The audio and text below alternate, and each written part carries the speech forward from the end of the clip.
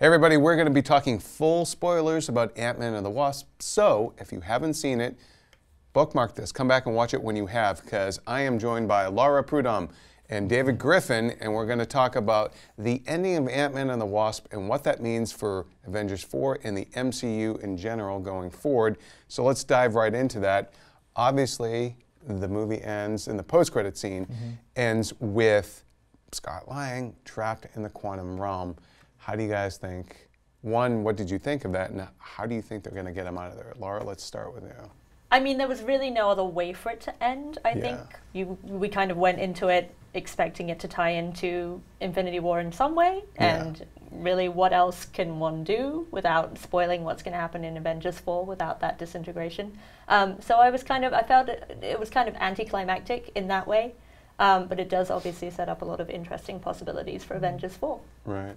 What do you think of that scene? I mean, I'm a little slow, but I did not see that coming at all. Kind of just hit me out of left field. Yeah, I really enjoyed that part, but my big question, of course, is who's going to get him out now that he's stuck in there? Yeah. Because he has to have a role in Avengers 4. Or maybe I'm just willing him to have a role in Avengers 4. I want him to be an integral part of that because I like when Paul Rudd is around the other Avengers. He has great chemistry with all the actors in the franchise. Yeah.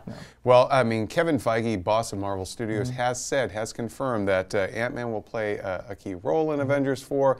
Obviously, with him losing basically his brain trust of Hank Pym, Hope Van Dyne, and Janet Van Dyne. The whole family. All gone. She just gets out of the quantum realm and boom, she's gone. They're all gone. We don't know who else is around that could help him. We didn't see what happened to Luis. We don't know if Bill Foster's around. Ghost, who's kind of maybe a good guy now, maybe we'll see. You know, how do we think Scott Lang's going to get out of the quantum realm?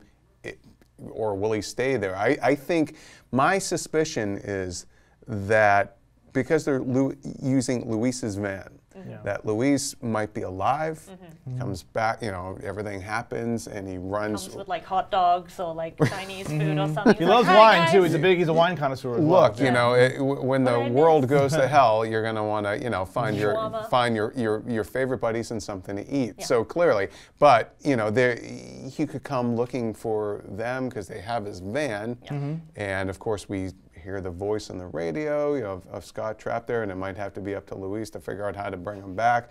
Now, obviously, Scott and Luis are not the brightest bulbs in that particular tree. All the smart people are gone, so I could see MCU doing that, keeping it kind of light. What do you guys think of my little theory there?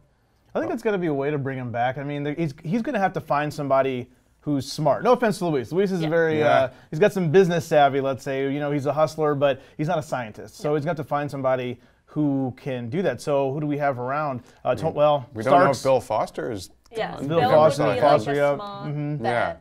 Maybe. That's true. Maybe they have like Cap still on speed dial from Civil War. Maybe they can say Stark is around. He's off somewhere right now, but Bruce they can Bruce Banner's around. But I do wonder if, because we know that the quantum realm has kind of these issues with time and space, that maybe he'll find a way out somehow and kind of emerge on his own. Because remember, like Michelle Pfeiffer, she developed new powers. So maybe he'll get new powers that might help him. I mean, that's something I'm curious about is you know, she was down there 30 years, and of course, space and time and reality all operate differently. She looked like 30 years older, though. She looked real good for it. Looked good. But there is like a sort of, you know, the rules of the quantum realm are loosey-goosey enough that they can try and find a thing that could conceivably give him an advantage now.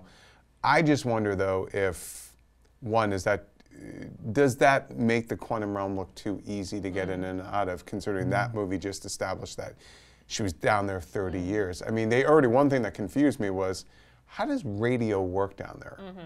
Like, wouldn't it be like in outer space where it takes years to get a message back? Like, you know, and you know, it's not like she could call. To, take over his body and like dreamscape him or whatever the hell it was. But yeah, so little things like that, they can't make it too easy for him to get out of there.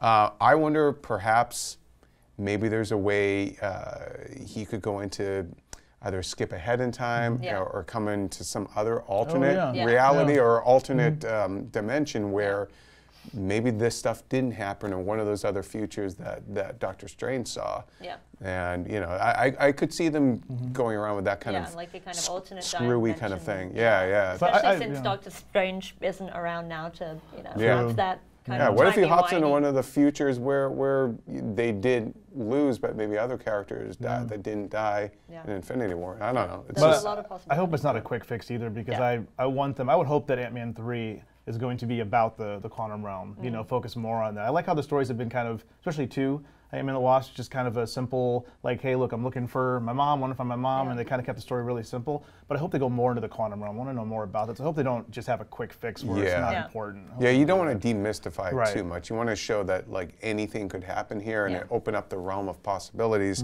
for the kind of stories they could tell. I mean, one other thing, too, is because time, you know, is a factor down there in a curious one. Like, if he did jump into some other timeline or whatever, I mean, could he, you know, his daughter Cassie grows up to be a superhero called Stature in the comics.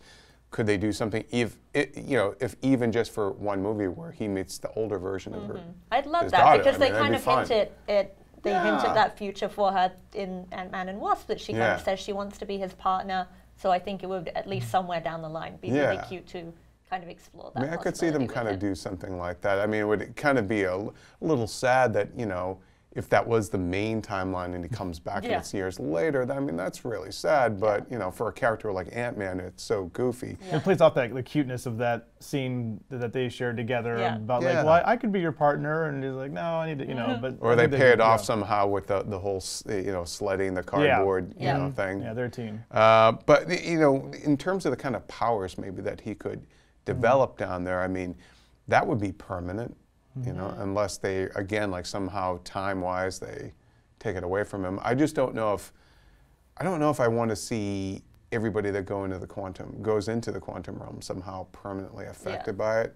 But you also don't want them to kind of do a complete reversal of whatever happens in Avengers 4, where it's like, oh, everything's happy and we've erased all the bad things that happened. You want there to be kind of some permanent stakes to everything that's gone on. So I think that would be a good way if he is changed in some way, kind of like Ghost was, where it, you know, maybe affects him. And hers was only a momentary exposure. Of course, he's got a containment suit and everything else that she didn't have, but like, you know, you see even Hank Pym when they're going down there, he's beginning to get affected by it, that it messes with them. So, and then I believe he had a line in the original movie, like, just the fact that he wore the Ant-Man suit as long as he did began to affect him. So I do wonder if if they're not going to pay off that kind of stuff. Like, you can only mess around with the physics of all of this and the reality. Literally shrinking yourself and making yourself giant. Like, this should actually have some repercussions. Well, we did see too, like, you know, when he became Giant Man, the oxygen level only lasted so long. So